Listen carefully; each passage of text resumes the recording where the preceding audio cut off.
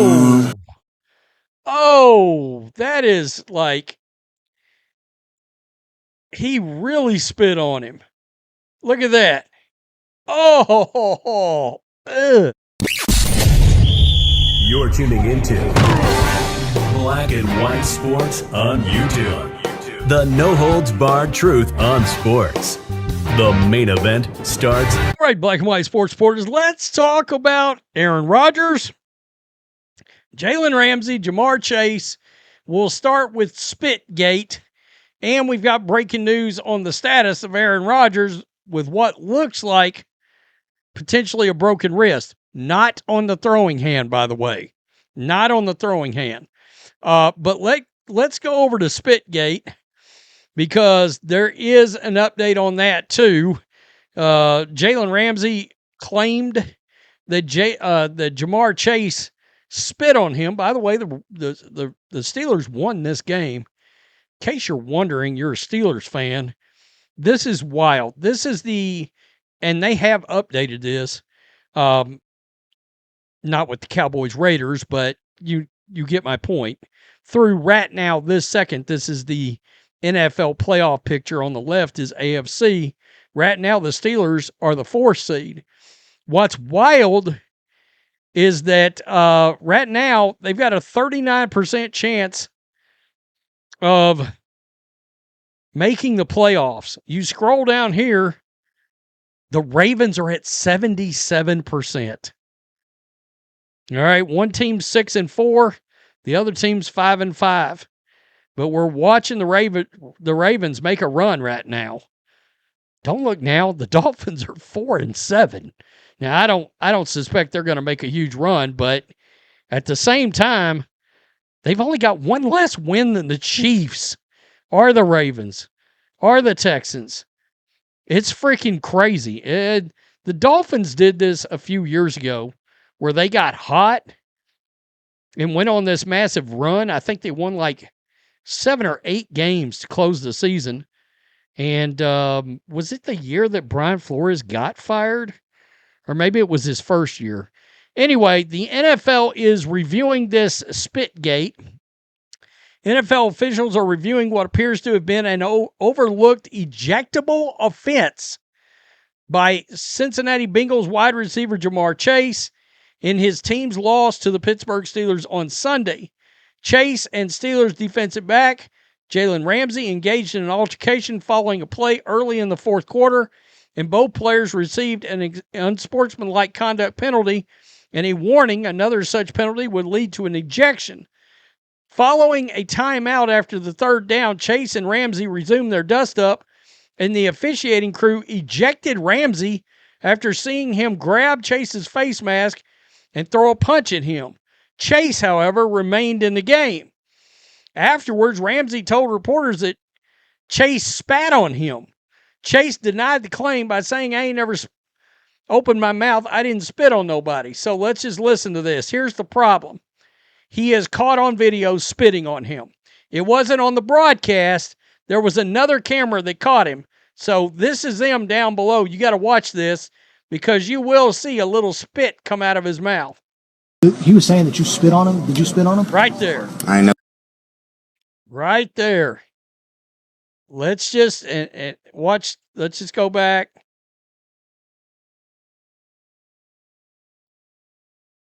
And I'll slow it down.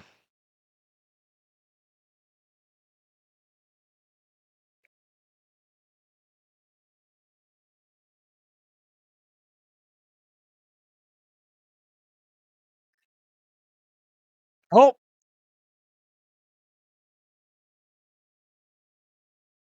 There it is, right there. That white speck, that white thing you see right there is spit. So he most definitely spit on him. He was saying that you spit on him. Did you spit on him? I ain't never opened my mouth to that guy. So what do you think prompted the reaction from him? Oh, that is like he really spit on him. Look at that. Oh, ugh. Oh, oh. I got to be real. I think Jamar Chase ought to be suspended for that bullshit. I mean, that looks like a full-on, like, loogie situation. We got a loogie in the house. We got a loogie here. God.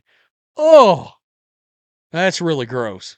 That's really, really vile. That's really vile. Yeah. However, the game broadcast cameras didn't capture the incident. A field level camera did. And Chase did indeed appear to spit on Ramsey following the defensive back's reaction. A person with knowledge of the situation said the NFL officials have begun reviewing the matter. If officials deem that footage is clear enough to find Chase at fault, he could face a suspension. There is no timeline for the review. Really? Because literally, I just reviewed it that quick. What are we waiting on, Roger? I mean, I'm not like an advocate for the Bengals or the Steelers, but yeah, that's nasty as hell. He's got to be suspended. He's got to be. Aaron Rodgers owns the Bears. That's right. I forgot about that. He may be leasing them to Mason Rudolph. Oh, okay. Florio, of course. Number one Rodgers hater out there. Monday's imaging test have revealed plenty about left wrist injury that knocked Rodgers out. And yes, it's a wrist injury. The team called it a wrist injury throughout the second half win over the Bengals. Coach Mike Tomlin said after the game, it's a wrist. As explained last night on NBC, Rodgers wanted to keep playing. He was prevented from doing so. Monday's examination will show the extent. A small fracture is reportedly feared. Via Ian Rappaport of NFL Media, the key factors will be whether the injury could end up getting worse and whether Rodgers can sufficiently grip the ball. So it is his throwing wrist? I didn't think it was. Rappaport characterized the possibility of Rodgers facing the Bears as 50. If it is his wrist, he can't play. I wouldn't think. Rodgers, who may be in his final NFL season, will surely want to be available for his last game at Soldier Field, and the adjustments can be made to account for any difficulties in gripping the ball with his left hand. Okay, so it's not his throwing hand. Shotgun formation adjustments, how he receives snap from center. Okay, so yeah, I mean, it's not going to hinder him in actually throwing the ball, but some small things, well, that, I guess it's not really that small. You got to catch it in the shotgun. His right hand is the one that matters.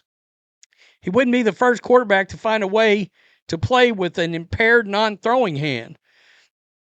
The key is Rodgers will do everything he can to play. He has 7 regular season games left, possibly for good. He'll surely be inclined to assume any and all risk of further injury in the name of keeping this thing going.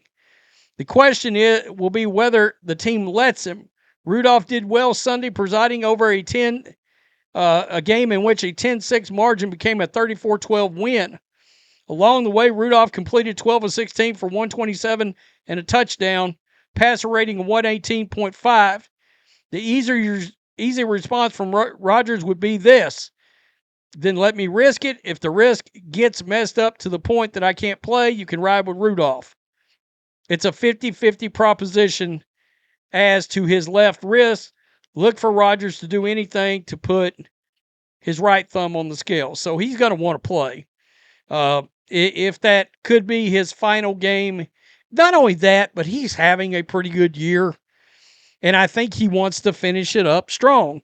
And he wants to make the playoffs. And obviously, the Steelers need to make the playoffs. And Mike Tomlin, he needs to win a game. He needs to win a playoff game. Seriously. He's got to hope. Like, Tomlin's got to be thinking, can we get the Texans to slide into the back door of the playoffs? Please. Somebody like that. Let me just look at these teams again. I'm trying to see somebody that could, who's in right now that the Steelers could beat. reasonably speaking, the Steelers could beat the Jaguars, I believe. And I think it's a toss-up between the Steelers and the Chargers. But everybody else, I would pick the other team. The Bills, Colts, Patriots, Broncos. Although the Colts is kind of interesting. And then if the Chiefs were to sneak in, I would take the Chiefs too. So, anyway, tell me what you think. Peace. I'm out. Till next time. Thanks for watching the show. Be sure to like, comment, and subscribe. Be sure to tune in next time on Black and White Sports.